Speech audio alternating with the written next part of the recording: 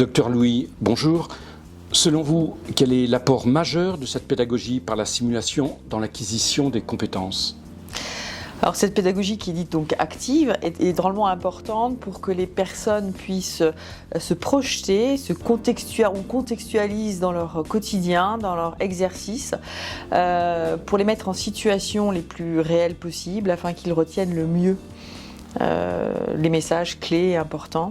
Et surtout s'il y a des erreurs à faire, il vaut mieux les faire en simulation que dans la vraie vie.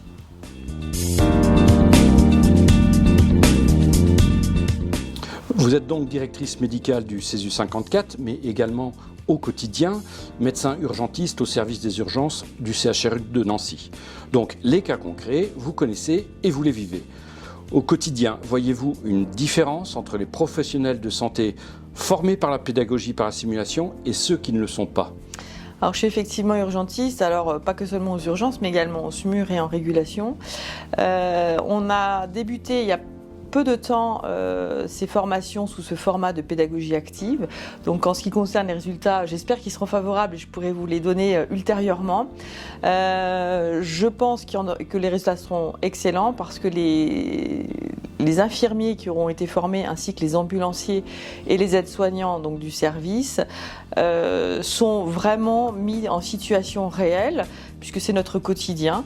Donc on sait exactement les objectifs qu'on veut atteindre et par ces objectifs on crée et monte des scénarios avec du matériel parce que c'est ça l'intérêt de ces formations, c'est pouvoir vraiment étudier l'ensemble de la prise en charge du patient, mais ça commence aussi par le matériel, la manipulation. Donc on fait beaucoup d'exercices aussi de manipulation, on fait des mises en situation et on s'adapte au profil de chaque personne qui est formée. Et on travaille surtout en équipe pluridisciplinaire pour travailler aussi la communication au sein des équipes, parce que je pense que c'est aussi primordial.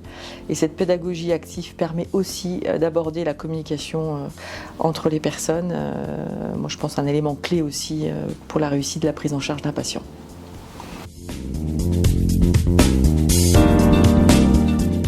La simulation en santé permet donc de reproduire les situations d'urgence, comme vous venez d'expliquer, en milieu protégé et de mieux maîtriser les procédures et les gestes.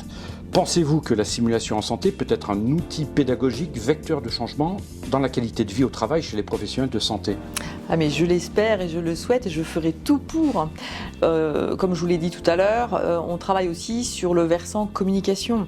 Et donc, ça améliore obligatoirement la qualité de vie au travail des soignants parce que déjà, on apprend à se connaître au moment de ces formations. En tout cas, on se découvre différemment.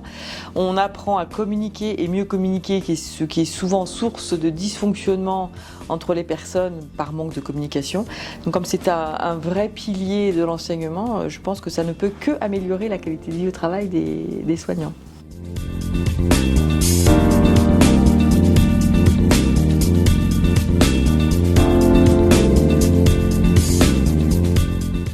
Alors oui, j'en ai une, c'est « dis-moi, j'oublie ». Enseigne-moi, je retiens, implique-moi et j'apprends. C'est comme ça que j'aurais voulu apprendre et faire dans mes études de médecine. Malheureusement, c'était pas du tout au goût du jour à l'époque et c'est pour ça que je développe ça encore plus parce que je suis encore plus motivée, car complètement persuadée que c'est la solution pour beaucoup de choses.